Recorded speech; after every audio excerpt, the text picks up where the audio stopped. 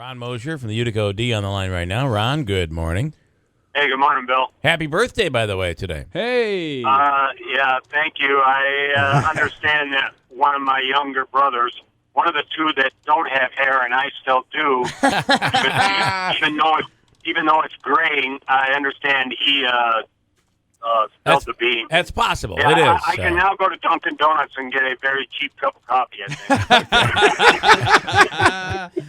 Well, okay, right. Well, I got to tell you, the senior discount starts at $50, just so you know. And my gosh! Well, then I've been overpaying for 10 years now. I don't know about you, but I'm so bothered by the fact that I'm over 50 that when they say you're eligible for the senior discount, I said you can take your 10% and give it right back to somebody else. I can tell you where to stick it. I'm only a few hours over 60, so I'm going to go take advantage of it, I think. Yes, I think you should. And you should go asking for money back from pay. They owe you coffee. They owe you stuff. For that 10%, you got to get it back. All right. Instead of paying forward, I think they should pay me backwards. I agree. I love it. All right, so Ron, a big weekend for at least two high school boys basketball teams.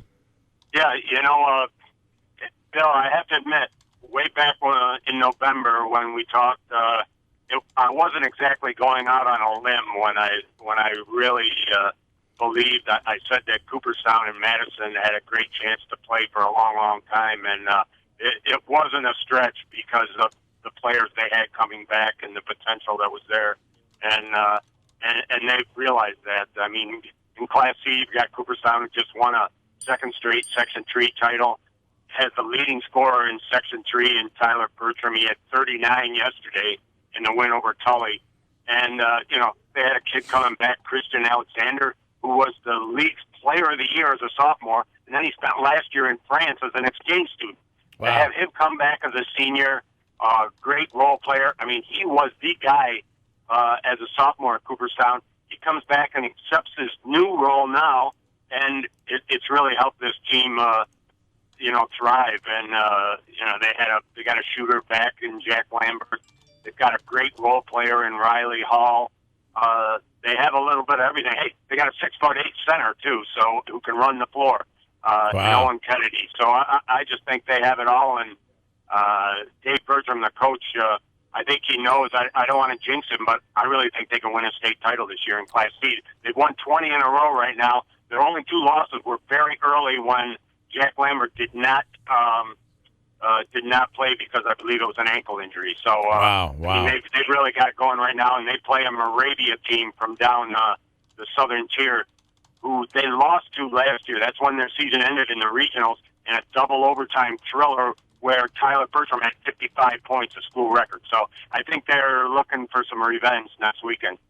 I got to tell you, this Cooperstown team has had some games that are just completely lopsided games over the season, and I worried how they were going to play when they got into the really tough competition. And it seems like the answer to that is, we have the answer pretty well after all.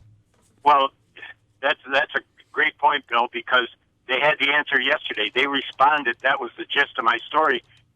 Tully led only once in that game, and it was actually a 3-point shot that Jason Phelps made, and he was fouled, and it was a 4-point play. And late in the last minute of the third quarter, gave Tully its one and only lead. And then Cooperstown, that was the case of, geez, how are they going to respond?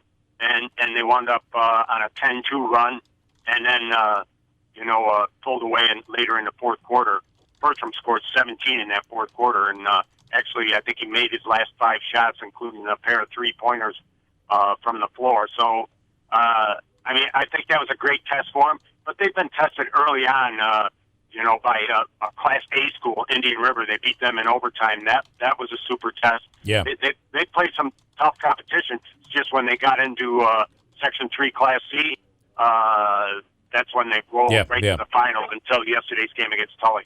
All right, and over to Class D, Madison, also very strong and walking away sectional champions. Oh, yeah. 24-0, ranked number 1 in the state. And this is something Dan Mitchell, the coach, said yesterday. He told me, hey, this was the plan last year, and it didn't work out. They lost in the semifinals to New York Mills. Well, I mean, they were destined to come back and get it done this year, and they did handily. I mean, they beat Central County's league rival McGraw by 30 points yesterday, and they have a great starting lineup with Sam Madison and Tyler Hummer and Lincoln Piziak and Jordan Crane, Spencer Havlin. But yesterday, I was really impressed. They go 7 deep, and the 2 players off the bench, Colton Stone and Ethan Snyder, really contributed yesterday when a couple of the starters were in foul trouble. Very, very impressed with that. That's a good sign for the future, I think, in the state tournament. They'll be playing next week, too, way up in Potsdam, I believe, on Saturday. And so both those teams, Cooperstown and Madison, are 1 win away from the state Final Four, which this year's in Binghamton. Wow. All right. Yeah, I had mentioned Glens Falls earlier, but Binghamton is the answer this week. Yeah, nobody gave me a vote, but I would have wholeheartedly voted for Glens Falls. I guess I'm showing my age again, Bill, because the tradition there was just great, and now, at least for the next 2 years, it's lost. But from what I understand, Glens Falls people are strongly trying to get it back, and I personally, I hope it does wind up back there, and I hope I'm still around. But Bill, I have to mention, remember Whitesboro girls lost in the sectional final on Saturday morning, which I wrote about and tweeted about what I thought was ridiculous, the scheduling.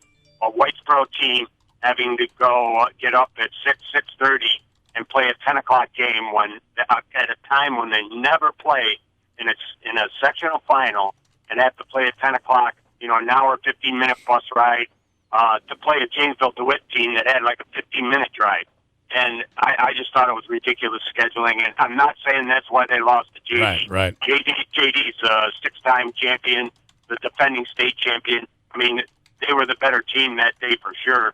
But to go to OC, to force Whitesboro, the team that's farthest away geographically, to go there and play at 10 in the morning, to me, was ridiculous. And I agreed with Whitesboro coach Todd Scott on that point. Yeah, listen, they wound up losing. And OCC was a zoo that day. I mean, the second half was delayed for almost 40 minutes because of parking issues out in the parking lot, because the state cheerleading championships were there as well in the arena. So it was just a mess, and I hope that gets straightened out for next year. Yeah, no doubt about that. And he certainly was livid, and for good reason. That's just, the scheduling, you think they'd be able to come up with something that seemed, at the very least, seemed more fair. Well, Bill, here's my conspiracy theory. I immediately, when that was scheduled, checked to see when SU's game at the Dome was being played on Saturday. 4 o'clock. Who coaches SU and whose daughter plays for Janesville DeWitt at 10 in the morning? Wow. I love that. I love you throwing that out. I'm told that wasn't a factor, but I'm just saying, I think Mom and Dad wanted to see daughter Jamie play, and 10 o'clock was a good time for them. And they were willing to do that for the Bayheims. Wow. I don't know.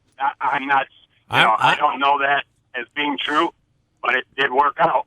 I certainly like that conspiracy theory. I like it a lot. As Bill says, we love when you throw the bombs. That's right. Good stuff. Okay, I'll sign off on that point. Okay, all right, Ron. Listen, thanks so much. We appreciate it. Enjoy your day. You can read all about it in the Observer Dispatch. Thanks a lot. All right, Ron Moshier, Utica OD. But, he does bring up a very interesting point. And, what I would love to see is somebody pose that question to Boeheim and watch him just go off, destroy somebody over that question, because he would say it's completely ridiculous. But I don't know.